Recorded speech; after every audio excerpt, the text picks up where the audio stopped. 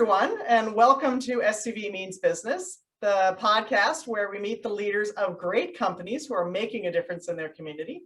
I'm your host, Holly Schroeder, and today my guest is Jeremy Stepan, the founder, owner of Resurgence IT. So it's good to see you, Jeremy.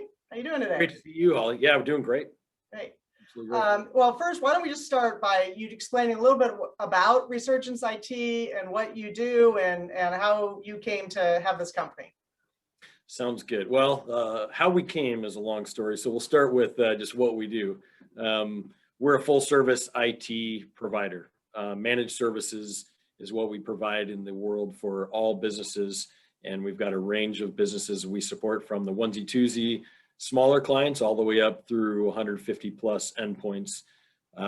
We provide a whole structured approach to supporting clients where we manage what you have, we think about and plan for the future, we review with IT strategy meetings, we provide cybersecurity expertise, we provide assessments, reviews, everything top to bottom, soup to nuts for IT to keep your business running and secure. That's what we do. Well, part of why I wanted to do this interview is because we're just past, I guess, the 1 year mark, slightly past of dealing with the COVID-19 pandemic, where a whole lot of folks are working from home, and companies have really had to have just a tremendous rapid adoption of new technologies and learn the ways around it. So I just sort of wanted to talk to you about that, and I get to ask you all my IT questions. Let's start by, let's flash back to March of 2020, and suddenly, we deemed certain businesses essential and others were, allowed to keep working if they were staying, working from home. What did you see happen from an IT perspective with your clients? As I was reviewing, thinking about this, it was such a surreal time, because it was both the personal, emotional part of what in the world is going on with our world, and then you got to react and respond to clients. Fortunately, we had a lot of clients, the majority of our clients were already set up in a way for remote access. So as we broke in, it was chaotic in some sense, right? There were plenty of clients that had to shift, that essential business model. We're shifting entire companies of 10 or 5 or 50 employees to working from home. It was a lot of chaos. You had clients that didn't have computers for home. And when they don't have a computer for a home user, then what do we do? And we were going to Best Buy or Office Depot and buying every laptop off the shelf, right? And there were no laptops. There was a shortage of computers. Right. So we have clients saying, hey, I need 10 computers. And Dell is saying, we're going to give you 10 computers in 3 weeks. And you say, no, we need them tomorrow. And there was this mass shortage. It was an understanding of also how are we going to deliver security in this chaotic model, where we have to provide services and we have to get users up to date and working from home, but yet how are we going to do that securely? That was a big challenge. So we came up with some models to accomplish that. And it was really, like you said, it was how fast can we respond and just get everybody functioning? And it was a chaotic March to April. I'll say that. A lot of long hours and a lot of coming up with new ways to do old things. I'll say that. Yeah, well, and it seems, there's a lot of stuff in there to unpack, but let's start with the cyber part, because you went from, a lot of companies where everybody was in the office and you sort of have one point of entry or whatever you want to call it in the tech world, and you have as many points as you have employees. And then if they couldn't get computers where they use, we had people using home computers. And it just seemed like over the course of the year, the attempts at hacking and spam, I don't know, it felt like it went up exponentially. So yeah. What did you do first, and what as you continued on the year did you learn and help companies know how to protect themselves as we maybe continue to have the work from home as part of the business model moving forward? Yeah, and there's a lot I'll unpack for you here as well, vice versa, right? We had been working on, I'll start with solutions. We had been working for the past year and a half before COVID on solutions that we could put into the business world in anticipation of people working all over the place. So we'll talk about this in a minute, I'm sure, the mobile workforce employee challenge, which I kind of coined last year during this time. But having solutions that an end user could be protected from home, be protected at Starbucks, be protected at a hotel or in the office. You're exactly right. We went from that single point of kind of security need to all over the world. And it's been going on for a while, but this just kind of perpetuated and amplified the issue and the need for these solutions. As I talk about how we implemented, we looked at each client and we said, okay, we need as much of secure model as we can have from day one, which was last year. And because we knew we had any number of employees that were sharing a computer with other people in their, maybe kids, maybe a husband, maybe somebody, husband, wife, whatever, at home, they're sharing the same computer potentially. Well, you can't have a kid surfing the internet playing video games and then give them access to remote into their office computer.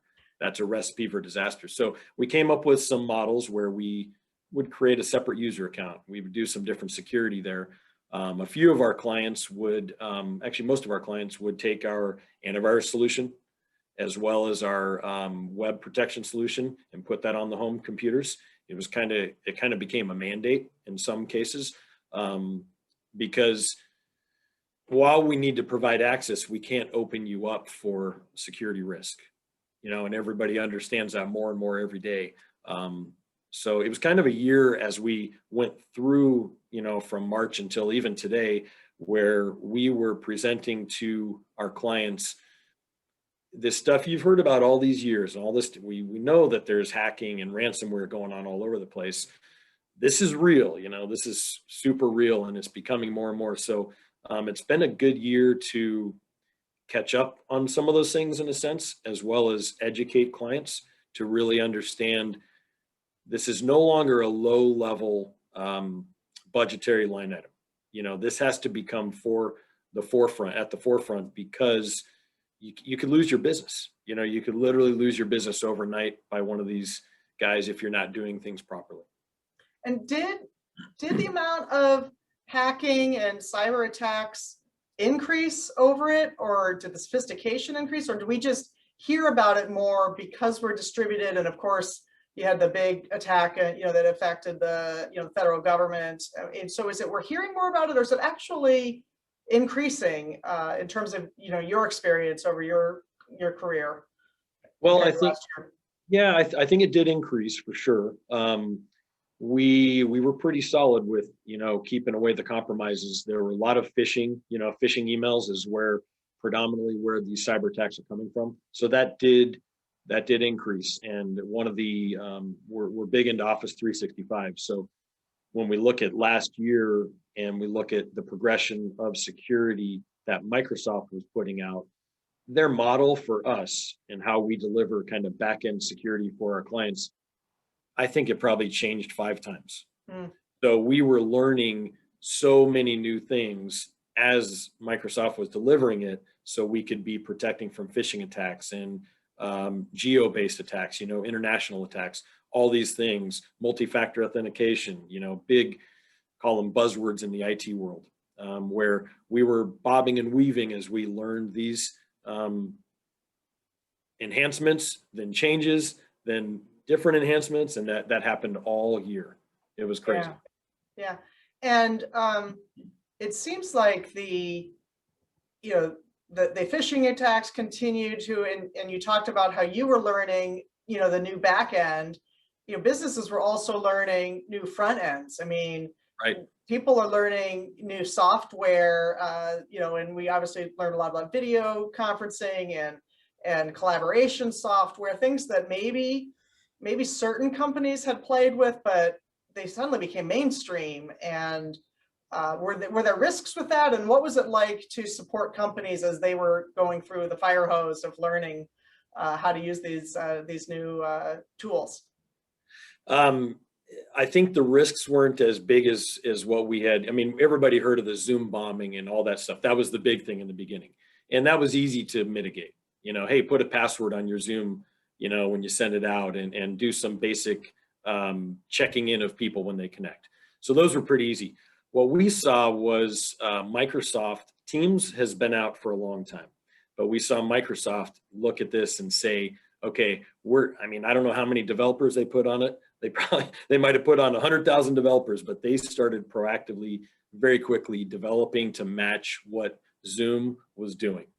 And they took a huge market share because of that. It was an opportunity, and you took something in Teams that was basic before, and hey, we're gonna chat each other. And one time, a long time ago, I randomly hit, oh, there's a phone button here. What does this do? And I called my guys. I'm like, oh, that's pretty cool. Well, it went from that to this is mainstream. And then it went from that to now Microsoft uses that as their VoIP, hosted VoIP platform. So there's, this whole transition of a need, and then urgency, and then all this development. The progress that happened from March until December last year was pretty astronomical in the IT world. And so you're right, as end users are learning, hey, this Teams thing just popped up on my computer, and that's how Microsoft was starting to deliver it. It was like, oh, Teams popped. We didn't even have control over it. And all of a sudden we're hearing, hey, we have Teams. What do we do with it? And then people start testing it. We're still coming out of that, so we still have many clients, and we're working internally on training videos and different ways that we can help support clients to get them more knowledge on these solutions that are really fantastic. We are still kind of getting to the point where, okay, we're ready to start affecting the world with all these options. Well, and it's interesting because for you guys in supporting it, there's one part of IT, you're supporting the back end, right? You're supporting the network, you're making sure the security's there. But when you get into things like these collaboration tools, that really affects companies' workflow. It's how you start working together, and that's really, front of office type of apps. How's that affecting your business? How's that affecting the types of employees that you hire, and in the way you interact with companies, and how is that unfolding for you? Yeah, it's presented challenges, because now we're looking at, we've always had a wide range of employees, from low level to medium level, high level. We grow people through that. And before the pandemic, I had made a decision to kind of shift that thought, where new employees were going to be only advanced and experienced techs, so because of that, we have a wider range of people that can handle any of these questions and issues, which has proved to be very successful. When we are, it's a challenge to fix. It's a different story to fix an issue and help somebody understand what to do with a product, training versus just, hey, we're here to fix. And we've spent a lot of time on the team working to develop and train that extra mind. We're very customer centric, customer service, buzzword, but it's true. I hire for customer service before I hire for technical ability. I want to know that you can interact with our clients and give them a great experience. So it's been this transitionary building block type phase of understanding what we're doing at the base layer, and then how do we really affect that for, if Holly calls in and says, hey, I need help with Teams or data, whatever it is, we're going to be able to help you successfully all the way around.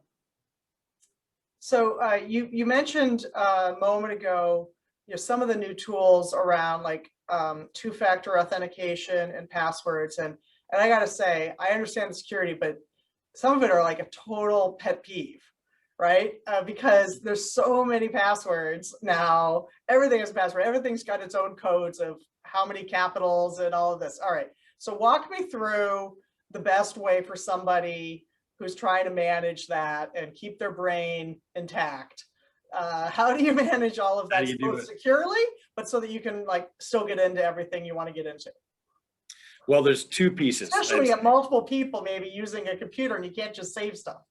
Right, right. Well, so there's two pieces of that. One is a password management solution. Okay. We've got a great solution that we've been testing really for a couple months, and we're working on getting it ready in this quarter to deploy and deliver to our clients. It's a password management tool that then all of your web or whatever passwords you want can be stored in there securely. You can access that from your phone, so you've got your passwords with you all the time. Get rid of the spreadsheets, right? Get rid of the, we've had clients sticking them underneath their keyboards. So get rid of all that. And this gives you a secure access where you've got one password to log into that, and then you can see all of your passwords. So a good password management tool is critical. So those are safe, because that's been always a question. Safe. Okay. Yeah. So, and when you're talking about that, this solution that we use, there's a third-party encryption that then encrypts to another layer. I think there's 3 layers deep, so even the password solution provider can't get your passwords, so it's that cool. And then also it allows you to share passwords with each other in your office. So this is a bigger solution that's going to be coming later, probably end of Q2 this year, where we're going to be offering that to clients. The next piece, and what we worked a lot on last year, is how do you centralize the authenticator? And so we look at Microsoft Office 365 as the single sign-on source. So it's, if you've heard that term, single sign-on just means simply you've got a user account and a password that syncs with a random, not random, but a number of applications that you use. So with Office 365, they work with a lot of different providers, a lot of different vendors that allow you to link in to their authenticator and use that same username and password across the board. So that's been another transition towards the end of last year to be using that for a number of solutions, and we've worked to integrate that with a lot of them. So more and more every day. So we started talking about, a year plus ago, this sort of rapid transition to work from home. And now, we're seeing companies come back into the office, or at least partially come back into the office. And you then, of course, have a lot of companies that, always had a part of their activities in the office. What are you seeing in terms of entirely people still working from home, entirely, coming back, hybrid? What's your crystal ball say? And what are you seeing from your clients? Well, it's interesting, after I think it was Mark, one of the Marks at the EDC meeting or the EDC virtual conference, said he anticipates everybody returning back as normal at some point. It's going to be forever a hybrid model. I see, there's no way around it. There are too many people that just love working from home that are going to kick and scream if you pull them back. So we've got clients ranging from, everybody's going to stay at home and their office space is empty. They got servers in their office, but everybody remotes in and accesses data remotely, to the hybrid model. And then for, like in my case, we have 70% of my team is in the office every day. And then the rest either work from home, who had before, or we allow some to go back and forth. So I think every business is going to be different. It depends on how they are able to access data, how efficiently, and what tools they have in place. And we have implemented a lot of new tools that will enable, staff to work wherever they want to be. You give them a laptop, they could be anywhere in the world with access to everything. We have all tools from collaboration to data storage to backup to security that will protect those computers wherever they are. Well, and sort of anticipating that, you launched, over a year ago, the Employee Mobility Challenge, right?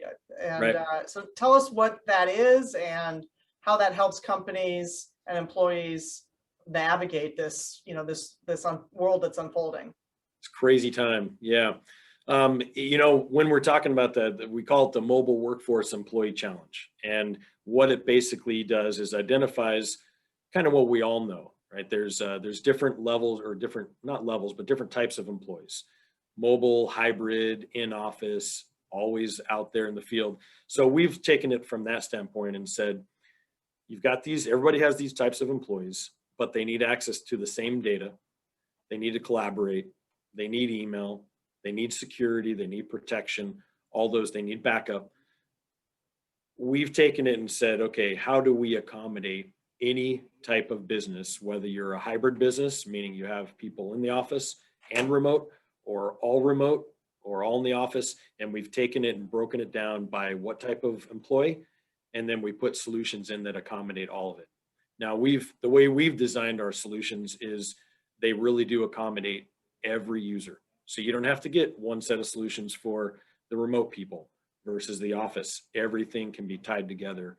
And we've simplified it, to where when we go to any client, I can talk about data backup and data access for shared files or personal. I can talk about email. We can talk about web protection, which is key. We can talk about Office security or Outlook security, email security, sending secure files. All of that ties together. And as we developed and we're bringing these solutions continually to market and improving them, the whole focus is to accommodate all the needs. And we can. These solutions do it. It's pretty remarkable. That's great. Well, it's going to be fun to see how that unfolds for your company, and really just what balance companies are going to come to. And obviously, it's going to be very individual for the particular business, but it's going to be great that you have a solution that can accommodate any of their needs. That's really great. Yeah. Go ahead. No, I was just going to say what's really great about it also is these solutions can apply to the onesie twosies, like we said, all the way up to the almost enterprise level. So we've got a pretty wide range, and we deploy these solutions across the board. So that's, for us, it's really exciting, the platform. We're doing some fine tuning right now with some documentation and things. And in the coming months, we're just going to explode this thing, because we're kind of a rarity, I think, in what we've got as solutions and the way we deploy them. So I'm excited for that growth potential. Well, I really love that you support such a wide range of types and sizes of companies. And so, Jeremy, I want to thank you for everything you do in the community and for being with me here today. It's been really great talking with you. And thanks everybody for listening. And you can please subscribe to our podcast on any of your favorite podcast platforms. SCV Means Business is the name. Thanks for being here, and we'll see you next time.